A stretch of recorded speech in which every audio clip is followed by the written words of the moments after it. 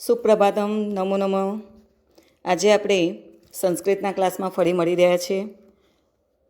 ગદ્ય 4 વલ્લભી વિદ્યાપીઠનો અભ્યાસ કર્યો અને એનો હવે સ્વાધ્યાયનો અભ્યાસ કરીશું. વલ્લભી વિદ્યાપીઠને યાદ રાખવા માટે આપણે ફરી થોડું રિવિઝન જોઈ લઈએ. તો એમાં જે મેઇન યાદ રાખવાની વસ્તુ એ છે તો કે 18 જે વિદ્યાઓ છે એ 18 વિદ્યાઓનું પઠન પાઠન જે થતું હતું એને આપણે યાદ રાખીશું. ત્યાર પછી સેન્ચુરી યાદ રાખવાની છે અને કઈ સેન્ચુરીમાં કોણ થઈ ગયા એ ખાસ યાદ રાખવાનું છે. તો આપણે જોઈ લઈએ. 4th સદી, ઈસવીસનની 4th સદીમાં સ્કંદ સ્વામી થઈ ગયા, જેમણે ઋગ્વેદનો અભ્યાસ કરેલો. ત્યાર પછી સ્થિરમતી ગુરુમતી અને શ્રી મલ્લવાદી સુરી. તો આ 4th સદીમાં થઈ ગયા. 5મી ઈસવીસનની 5મી સદીમાં વલ્લભી મૈત્રક રાજાની રાજધાની હતી, એ ખાસ ધ્યાન રાખવાનું. અને મૈત્રક રાજાનો અધ્યયન સમાપ્તિ પછીનો જે રૂલ્સ છે એ યાદ રાખીશું. 5મી સદી ઈસવીસન પૂર્વેની 5મી સદીમાં મહાવીરનો જન્મ થયેલો અને એમની જે સૂચનાઓ, એમના જે ઉપદેશો છે એ આગમ નામે સંગ્રહિત થયા. આ આગમ 500 વર્ષ સુધી મૌખિક પરંપરામાં સંગ્રહિત રહ્યો. પણ એવું કહેવાય છે કે 3જી સદીમાં, ઈસવીસનની 3જી સદીમાં નાગાર્જુન નામના વિદ્વાને એ આગમને શું કર્યું?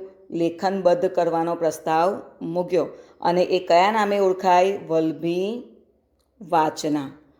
9મી સદીમાં વલ્લભીનો વિનાશ થયો. તો આટલો આપણો જે લેશન છે થોડો રિવિઝન કરી લીધું એટલે આપણને એક્સરસાઇઝ સોલ્વ કરવાની આસાની રહે. તો આપણે ઝડપથી હવે જોઈશું. ફર્સ્ટ ક્વેશ્ચન છે, MCQ ટાઈપના છે, 4 ઓપ્શન છે. નાલંદા વિશ્વવિદ્યાલય પ્રાચીન સમયે ગુર્જર રાજ્ય કહ વિશ્વવિદ્યાલય આસિત. એટલે કે પ્રાચીન સમયમાં ગુજરાત રાજ્યમાં કઈ વિશ્વવિદ્યાલય હતી? તો આપણે જોઈએ કે વલ્લભી, આપણા લેશનું હેડિંગ છે. પછી છે ઉપવેદાહ કતિ સંતિ. વેદા અને ઉપવેદા બંનેની સંખ્યા સરખી છે 4. વેદો લખો કે ઉપવેદો લખો તો બંને સંખ્યા સરખી છે, 4 આવશે. ભાષ્યકાર સ્કંદ સ્વામી કસ્યા શતાબ્દ્યામ સજ્જાત. ભાષ્યકાર સ્કંદ સ્વામી કઈ સદીમાં થઈ ગયા? તો અત્યારે જ આપણે રિવિઝન કરાવ્યું, 4th સદીમાં. વલ્લભી કેસામ રાજધાની આસિત. વલ્લભી કોની રાજધાની હતી? તો કયા રાજાનો ઉલ્લેખ આવે છે? મૈત્રકાણામ. ગુપ્ત વંશમાં તો ત્યાં અધ્યયન થતું હતું એવું કહેવામાં આવે છે. વેદોનું અધ્યયન થતું હતું એવું 4th સદીમાં ઉલ્લેખ છે. પણ 5મી સદીમાં આ મૈત્રકોની રાજધાની હતી. મહાવીરનો ઉપદેશ કેન નામના પ્રસિદ્ધ વર્તતે. મહાવીરસ્ય ઉપદેશ એટલે મહાવીરનો ઉપદેશ કયા નામથી પ્રસિદ્ધ થયો? આગમ નામથી પ્રસિદ્ધ થયો હતો. વલ્લભીનગરે મિલિતાયા જૈન સાધુનામ સમિતે અધ્યક્ષ કહ આસિત. એટલે કે વલ્લભીનગરમાં જે જૈન સાધુની સમિતિ ભેગી થયેલી એના અધ્યક્ષ કોણ હતા? કયા વિદ્વાન હતા? તો નાગાર્જુન હતા. નેક્સ્ટ ક્વેશ્ચન આપણે જોઈશું. સંસ્કૃત વાક્યમાં છે પ્રશ્ન, તો સંસ્કૃતમાં જ એનો જવાબ આવશે. ફરીથી જોઈ લઈએ આપણે. પહેલો પ્રશ્ન છે, પ્રાચીન કાલાત વલ્લભી કશ્ય કેન્દ્રમ આસિત. એટલે કે પ્રાચીન સમયથી વલ્લભી કોનું કેન્દ્ર હતું? તો કશ્યથી પ્રશ્ન પૂછ્યો છે તો આવશે અધ્યાપનસ્ય. અધ્યયન અને અધ્યાપનનું કશ્યથી પ્રશ્ન આવે તો જવાબ પણ સ્યથી લખવાનું. વેદાંગાની કતિ સંતિ. વેદો 4, ઉપવેદો 4, પણ તેના અંગો જે છે એ કેટલા છે? 6 છે. એટલે વેદાંગાની ષટ સંતિ. અહીં લખીએ શ્રી મલ્લવાદી સુરી કહ આસિત. શ્રી મલ્લવાદી સુરી કયા ધર્મ સાથે જોડાયેલા હતા? જૈન ધર્મ. બૌદ્ધ ધર્મનું આવે તો શ્રી સ્થિરમતી અને ગુણમતી લખવાનું, પણ મલ્લવાદી સુરી આવે તો શું આવે? જૈનાચાર્ય. જૈન ધર્મના આચાર્ય હતા. હવે આપણે જુઓ, ભગવત મહાવીરસ્ય જન્મ કદા અભવત. તો મહાવીરના જન્મમાં લખીશું આપણે કે ભગવત મહાવીરસ્ય જન્મ ઈસવીસનની, એટલે કે આવશે ખ્રિસ્તાત પૂર્વ. પહેલાંનું ખાસ લખવું પડશે કારણ કે ઈસવીસન પૂર્વે છે. પ્રાય કઈ સદીમાં થયા? પંચમ્યામ શતાબ્દ્યામ અભવત. ઈસવીસન પૂર્વે 5મી સદીમાં એમનો જન્મ થયો. જૈન સાધુનામ સમિતો કશ્ય લેખનસ્ય પ્રસ્તાવ અભવત. જૈન સાધુની સમિતિમાં કોના લેખનનો પ્રસ્તાવ મૂકવામાં આવ્યો? તો શું આવશે? કશ્ય આવ્યો તો આગમસ્ય. આગમના પ્રસ્તાવ લેખનનો મૂકવામાં આવ્યો. નેક્સ્ટ જોઈએ. પ્રશ્ન વાક્યની રચના કરવાની છે મિત્રો. તો અંડરલાઇન કરેલો જે શબ્દ છે એની જગ્યાએ પ્રશ્ન સૂચક શબ્દ આવશે, આપણને બ્રેકેટમાં આપેલો જ છે. ઋગ્વેદ ઋગ્વેદસ્ય ભાષ્યકારઃ સ્કંદ સ્વામી આસિત, એટલે કે એનું ગુજરાતી એવું થાય કે ઋગ્વેદના ભાષ્યકાર સ્કંદ સ્વામી હતા. તો ઋગ્વેદના ભાષ્યકાર કોણ હતા? તો કોણ માટે સંસ્કૃતમાં શું આવે? કહ. નામ છે એટલે કહ.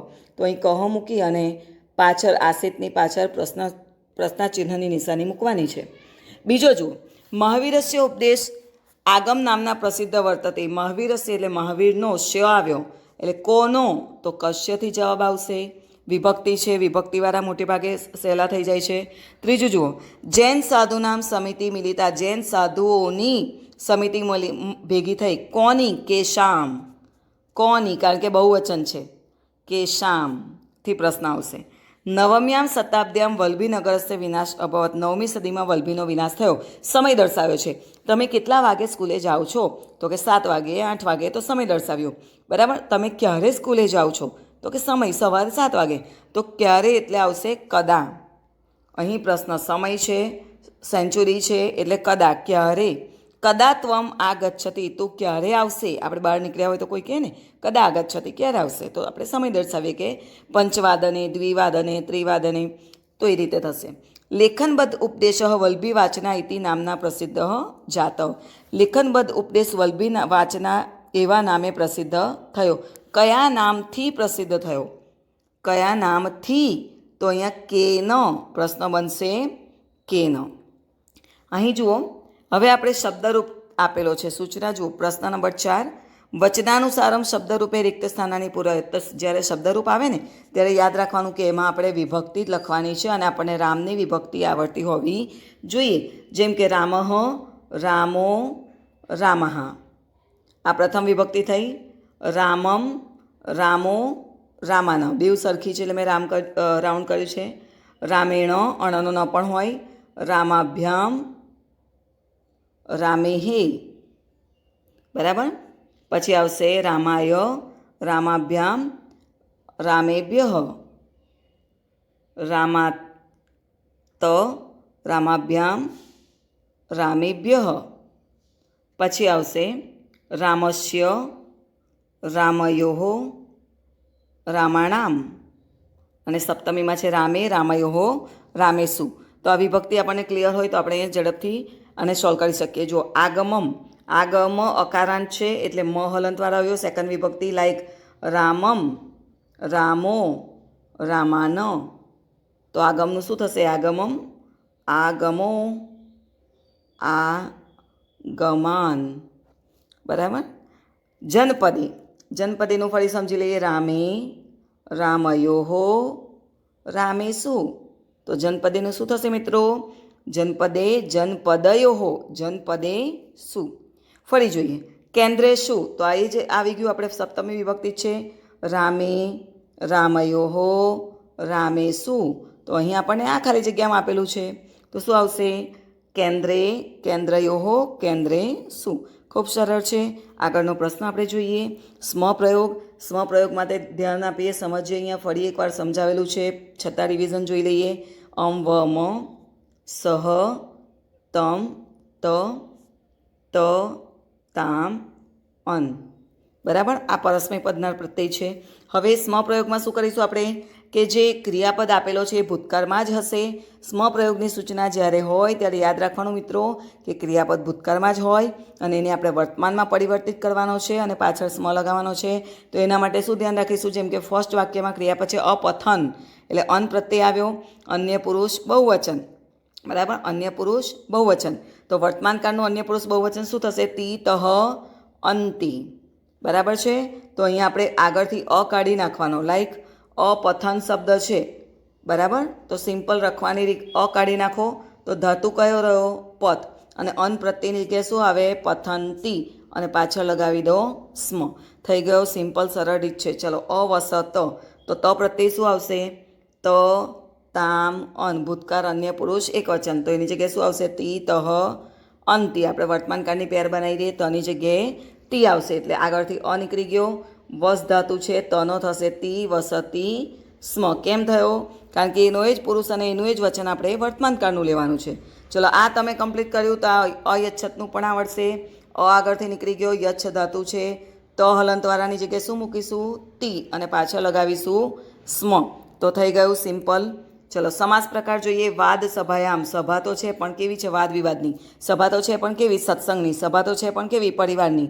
તો સભા એ મૂળ શબ્દ છે અને વાદ એની વિશેષતા આપેલી છે. તો જ્યારે સામાસિક પદમાં આ પૂર્વપદ કહેવાય ને ઉત્તરપદ કહેવાય, બરાબર. તો આગળનું પદ એ વિશેષણ હોય અને પાછળનું પદ એ મુખ્ય રૂપ હોય તો ત્યારે એની વિશેષતા, જેમ કે શ્વેત અશ્વ, બરાબર. અશ્વ તો છે પણ કેવું છે? શ્વેત. મહાવૃક્ષ, વૃક્ષ એ મુખ્ય શબ્દ છે, અશ્વ મુખ્ય શબ્દ છે, આ વૃક્ષ મુખ્ય શબ્દ છે, પણ આગળનો જે શબ્દ છે એની વિશેષતા દર્શાવેલી છે. તો એ સમાસ થશે કર્મધારય. કયો સમાસ બનશે? કર્મધારય. સ્થિરમતી ગુણમતી નામ આવ્યું અને નામ આવે ત્યાં દ્વંદ્વ સમાસ હોય. દ્વંદ્વ એ યાદ રાખવાનું છે. પ્રવેશ પરીક્ષા, પરીક્ષા શા માટેની પરીક્ષા છે? તો આવશે એનો વિગ્રહ પ્રવેશાય પરીક્ષા, પ્રવેશ મેળવવા માટેની પરીક્ષા છે. તો હેતુ દર્શાવ્યો, અને હેતુ દર્શાવે એટલે ચતુર્થી વિભક્તિ હોય અને વિભક્તિના વિગ્રહથી જે પ્રત્યય એનો વિગ્રહ થાય જે પ્રત્યયથી, તો ત્યાં તત્પુરુષ સમાસ હોય એટલે આપણે અહીંયા લખીશું ચતુર્થી તત્પુરુષ સમાસ. બરાબર છે. ચાલો નેક્સ્ટ જોઈએ. સંસ્કૃત વાક્યની રચયત એટલે આપણે સંસ્કૃતમાં ટ્રાન્સલેશન કરવાનું છે. બહુ સરળ છે. જુઓ, સૌથી પહેલાં તો વાક્ય વાંચવાનું છે. વલ્લભી મૈત્રકોની રાજધાની હતી. હતી આવ્યું એટલે ક્રિયાપદ શેમાં આવશે? ભૂતકાળમાં. આ વાક્ય રચના શેની છે? ભૂતકાળની. વલ્લભી છે એટલે એક જ નગર હતું એટલે વાક્ય એક વચનનું હશે. આ 3 પોઈન્ટ યાદ રાખો ને તો તમારું અનુવાદ બહુ ઇઝી થશે. ત્યાર પછી જુઓ કે વાક્યમાં કોઈ વિભક્તિ છે તો કે મૈત્રકોની, મૈત્રકોની તો નોનીનું ના આવ્યું, બરાબર. પણ મૈત્રકોની એટલે એ વંશજોની એટલે બહુવચનનું વાક્ય આવશે. ષષ્ઠી વિભક્તિ છે તો આપણે 3 પોઈન્ટ વાક્યમાં યાદ રાખીએ કે વાક્ય કયા કાળનું છે, બાકી એક વચન છે કે બહુવચન, અને જો વિભક્તિના પ્રત્યય હોય તો એની સાથે શું લગાવીશું? તો આપણે વલ્લભી લખીશું. વલ્લભી. મૈત્રકોની છે એટલે એનું બહુવચન આવશે મૈત્રકાણામ, રાજધાનીનું રાજધાની જ રહેશે. અને અસ ધાતુનું, વલ્લભી એક જ હતી એટલે એનું ભૂતકાળનું રૂપ આવે અસધાતુનું આસિત. આ રીતે આપણું આખું વાક્ય થઈ ગયું. ચલો જુઓ, સુદૂર દેશથી લોકો ભણવા માટે આવતા હતા. હતા એટલે શું આવશે? ભૂતકાળનું રૂપ, બરાબર છે. હવે સુદૂરથી લોકો ભણવા માટે, ભણવા માટે એટલે અધ્યયનાર્થમ કિમર્થમ ત્વમ આગચ્છસી, ત્વમ કિમર્થમ અત્ર આગચ્છસી, તું શું કરવા માટે અહીંયા આવ્યો છે? તો તમે કહેશો ક્રીડનાર્થમ, વાદ વિવાદાર્થમ, કિમર્થમ નાસ્તિ, બસ એમ જ, એવું પણ કહી શકો તમે. હવે એટલે આવશે અધ્યયન શબ્દનું અધ્યયનાર્થમ, બરાબર. હવે જુઓ અહીંયા સુદૂર દેશથી થી પ્રત્યય આવ્યો, બરાબર ને. તો ક્યાંથી આવ્યા તમે? તો કે ઘરેથી આવ્યા. તો ઘરે હવે તમે નથી, ત્યાં છૂટા પડી ગયા. ઘણા બધા વિદ્યાર્થીઓ આપણા ભારત દેશના IELTS કરીને કેનેડા જાય છે સ્ટડી માટે, બરાબર. તો એ ઇન્ડિયાને છોડે છે અને પછી એક કન્ટ્રીમાં જાય છે. તો અહીંથી છોડવાની વાત આવી, ભારતથી કેનેડા જાય છે તો ત્યાં પંચમી તત્પુરુષ એટલે કે પંચમી વિભક્તિનો પ્રત્યય આવશે. તો પંચમી વિભક્તિનો પ્રત્યય કયો છે? તો આવશે અહીંયા જુઓ, સુદુરાત દેશાત, જન શબ્દ લોકો છે એટલે બહુવચન આવ્યું. જનાહા, અધ્યયન માટે એટલે આવશે અધ્યયનાર્થમ. આ પ્લસ ગમ એટલે કે આ ગચ્છતી લખીએ તો એ વર્તમાન કાળનું થઈ જાય.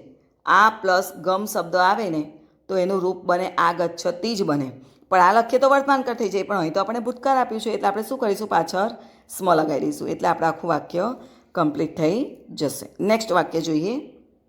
નાગાર્જુન પ્રસિદ્ધ વિદ્વાન હતા. ચલો હવે આપણે શું કરીશું? હતા એટલે કયામાં આવશે? ભૂતકાળનું વાક્ય. નાગાર્જુન વ્યક્તિ છે એટલે અન્ય પુરુષ એક વચનનું રૂપ આવે આસિત. નાગાર્જુન કોઈ પણ વ્યક્તિ વસ્તુ પદાર્થનું નામ આવે ને તો યાદ રાખવાનું કે અન્ય પુરુષ એક વચનનું જ, એક વ્યક્તિ હોય તો એક વચનનું જ ક્રિયાપદ આવે. નાગાર્જુનનો વિસર્ગ લાગ્યો એટલે પ્રસિદ્ધને પણ વિસર્ગ લાગે, પ્રસિદ્ધને વિસર્ગ લાગ્યો એટલે પંડિતને પણ વિસર્ગ લાગે, બરાબર છે ને? સિમ્પલ એકદમ. નાગાર્જુન પ્રસિદ્ધ પંડિત આસિત. ચલો હવે જોઈએ. વેદો 4 છે, 2 થી વધારે સંખ્યા આવે એટલે 4. 4 તો આવે ચત્વાર. વેદોનું બહુવચન, કારણ કે 4 છે એટલે બહુવચનનું વાક્ય આવશે. વેદાહ ચત્વાર છે એટલે વર્તમાન કાળ, તો અસ ધાતુનું ભૂતકાળ થશે, વર્તમાન કાળ થશે સંતિ. તો અહીંયા આવશે વેદાહ ચત્વાર સંતિ. ત્યાર પછી જો વલ્લભીનો વિનાશ થયો. વલ્લભીનો, નોનીનું ના આવ્યું એટલે વલ્લભી ઈકારાંત છે તો ઈકારાંતની વિભક્તિ આવશે વલ્ભ્યાહ વિનાશ થયો એટલે ભૂતકાળ થઈ ગયો છે એટલે વિનાશઃ ભૂ ધાતુનું આવશે અભવત છે. સિમ્પલ. ચલો હવે આપણે જોઈએ ગુજરાતી પ્રશ્નોના ગુજરાતીમાં જવાબ છે. ખૂબ સરળ છે. તો વલભીમાં કઈ 18 વિદ્યાઓનું પાથન થતું હતું? તો આપણે જે લેશન યાદ રાખવાનો છે એમાં 18 વિદ્યાઓ ખાસ યાદ રાખીશું. હવે આ બધા પ્રશ્નો 2 માર્ક્સમાં પૂછાય છે એટલે ગુજરાતીમાં લખીને આપણે રોકડિયા માર્ક્સ લેવાના છે. તો વલભીમાં 4 વેદો, 6 વેદાંગો, પુરાણ, ન્યાયશાસ્ત્ર, મીમાંસા, દર્શન, સ્મૃતિ ગ્રંથો, આયુર્વેદ, ધનુર્વેદ, સંગીતશાસ્ત્રનો ગંધર્વવેદ એટલે સંગીતશાસ્ત્રનો જે વેદ છે ગંધર્વવેદ અને અથર્વવેદ અને તેના 4 ઉપવેદો, આમ 18 વિદ્યાઓનું પાથન વલભીમાં થતું હતું. ત્યાર પછી આપણે જોઈએ કે બીજો પ્રશ્ન, વેદો અને ઉપવેદો કેટલા છે? તો વેદો કેટલા છે? 4. ઋગ્વેદ, યજુર્વેદ, સામવેદ અને અથર્વવેદ. તો એના ઉપવેદો પણ કેટલા છે? 4. આયુર્વેદ, ધનુર્વેદ, ગંધર્વવેદ અને ચોથો વેદ છે સ્થાપત્ય વેદ, કે જેને આપણે કન્સ્ટ્રક્શન કહીએ છીએ ને, જે એન્જિનિયરો કામ કરે છે એ સ્થાપત્ય વેદ પણ પ્રાચીન સમયથી હતું જ. ત્રીજો જુઓ, મૈત્રક શાસન દરમિયાન અધ્યયનની વ્યવસ્થા કેવા પ્રકારની હતી? તો ખૂબ સરળ છે.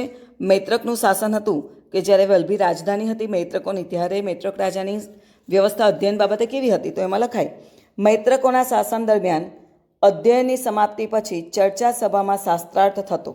શાસ્ત્રાર્થમાં જુદા જુદા મતાંતરોનું ખંડન વંદનપૂર્વક ચિંતન થતું અને અનેક વિજેતાઓને રાજા ઉપહાર તરીકે ભૂમિ આપતા. કેટલાક વિજેતાઓના નામ યુનિવર્સિટીના એટલે કે વિદ્યાપીઠના દ્વારે કોતરવામાં પણ આવતા. તો આપણે અહીંયા લખીશું. વલભીમાં કયા કયા આચાર્યો થઈ ગયા? મોસ્ટ આઈએમપી ક્વેશ્ચન છે. તો સદી સાથે આપણે લખીશું. વલભીમાં ઈસવીસન 4th સદીમાં ઋગ્વેદના ભાષ્યકાર સ્કંદસ્વામી થઈ ગયા અને બૌદ્ધ આચાર્ય સ્થિરમતી ગુણમતી તેમજ જૈન આચાર્ય શ્રી મલ્લવાદી સુરી પણ ત્યાં થઈ ગયા, જે 4th સદીમાં જ હતા. તો અહીં આપણું સ્વાધ્યાય પૂરું થાય છે. આ સ્વાધ્યાયમાં આપણે સ્મપ્રયોગનો ખાસ અભ્યાસ કરવાનો છે. આ લેશનમાંથી જ વધારે સ્મપ્રયોગનું આપણને રિવિઝન મળી રહે છે. એટલે વધારે નાના વાક્યો પણ આપણે હોમવર્કમાં એસાઇનમેન્ટમાં હું તમને આપીશ, જે તમારે સોલ્વ કરવાના રહેશે કે સ્મપ્રયોગમાં પુનરાવર્તિત કરો. તો આ સ્વાધ્યાય લખ્યા પછી પણ એક એસાઇનમેન્ટ સ્મપ્રયોગનું તમને રહેશે, જે તમારે જાતે ચેન્જ કરવા પ્રયત્ન કરવાનો છે. મુહાવરો થશે. અસ્તુ.